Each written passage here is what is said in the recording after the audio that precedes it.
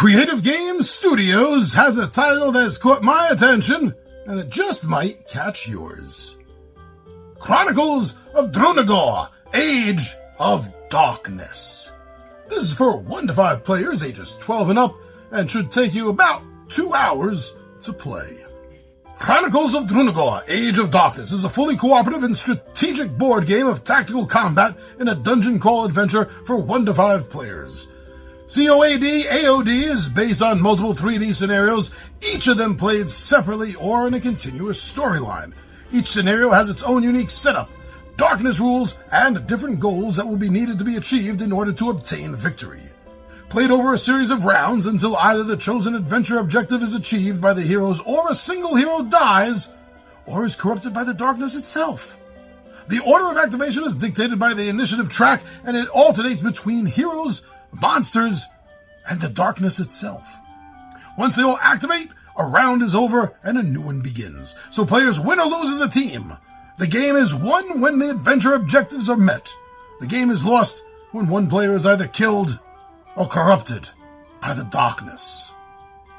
As you go by the different adventures, your heroes will find themselves in a wide variety of scenarios, and instead of only reading through the descriptions of the places you are, the game will show you beautiful illustrations of what you can see and how you can interact with the scenario. Each choice of how you interact with things could possibly change the way your adventure continues.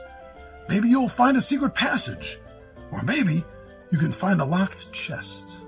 The choice is up to you. Choose one of the heroes and take upon this quest to defeat the power of evil and the everlasting darkness of the land of Darren. Ooh, the publisher really wrote that up nice. It sounds epic, as far as I'm concerned anyway. All right, so I saw some things about this game and I wanted to learn a little bit more about it. And yeah, I gotta say, wow. First of all, I just gotta say, wow. Second of all, I gotta say, this is a table hog, and if you're a completionist, this is your wallet's gonna go on a heavy diet and lose a lot of weight. This game takes up a large footprint and it costs a lot of money. Some of the pictures I've seen, I almost feel like I would want 2 tables put together side by side to play this game. This fully cooperative dungeon dive, and I do like those kind of games, especially something like this that's set in a really dark fantasy world, but it's dark, but it's, it's not horror story dark. They're not trying to, get you with horror and fear and dread like that, but it's just the atmosphere, right? Can't have the word fear without atmosphere. And everyone is saying that this does a bang-up job creating that sense of darkness throughout the game from beginning to end. And so this is also a growing world. This is one of those games that I've been mentioning this because it seems to be becoming more and more common with board games these days. This whole app-driven, story-heavy, immersive world system where things are literally changing based on your decisions, your actions, your choices. That's heavy. I love that. I love that because it's not just because of the replayability level. It adds a little bit of, this is going to sound weird talking about a fantasy game, but it adds a little bit of realism. Right? Do you know what I mean? I think you do. The idea that no matter what you do, nothing is going to change, nothing is going to be different. That's the old style, right? And this new style, and this is thanks mainly to, games being driven by apps. The new style is, oh, did you do something? Well, that's going to change what I'm going to do later down the road to you. As the app would say, I think, if it could say or think. I really do. I love this growing trend of growing games and the living atmosphere around them. I would say we need more like this, but I don't think I got to say that. I think this is quickly becoming the norm, and I love it. Now, you've already been seeing the components in the pictures that I've been showing, so I don't have to say how amazingly awesome and beautiful these things are. You've seen them, but they are absolutely amazing and beautiful. The components of this game, they spent so much time and effort into making sure that they're visually perfect, because that's helping pull you, immerse you into this title. And every little thing that adds to that sensation of immersion is just making the game more and more realistic to your mind a little bit. And that makes the game a little better as far as I'm concerned, anytime a game does that. Yeah, as mentioned, this game, from the publisher, this game is going to have character growth. The things that you're going to do, the things you're going to acquire, is going to lend to that. And you're in it. Not only the game is growing, but your characters, they're growing as well. They're not static, which is a very RPG feel, but also this is something else I feel is happening and becoming more and more regular in board games. And again, I cheer it and applaud it.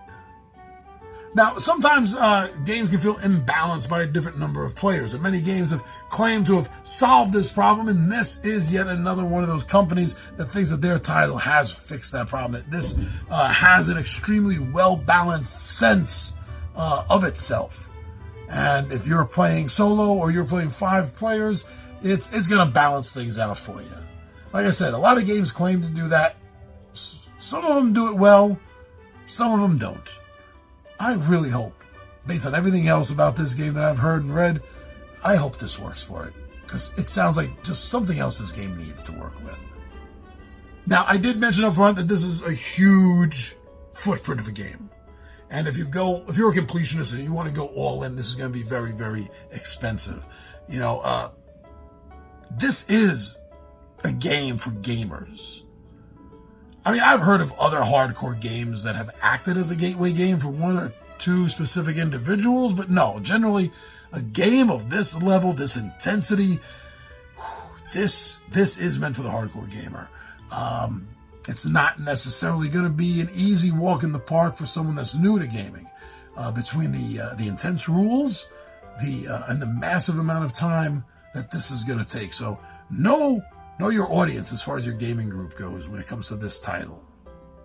So yeah, if you're enjoying anything that I've said or you've seen about this game, and remember, it is supported by expansions and add-ons.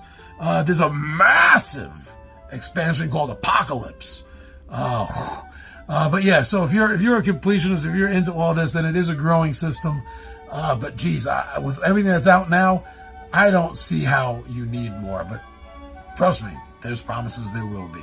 And this is the kind of thing that you're interested in. Fantasy games, dungeon delves, high replayability, storytelling, narration, world building, world changing, growing games? Then you, my friend, you need to get more information on this.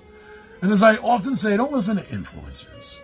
Where possible, go and watch playthroughs.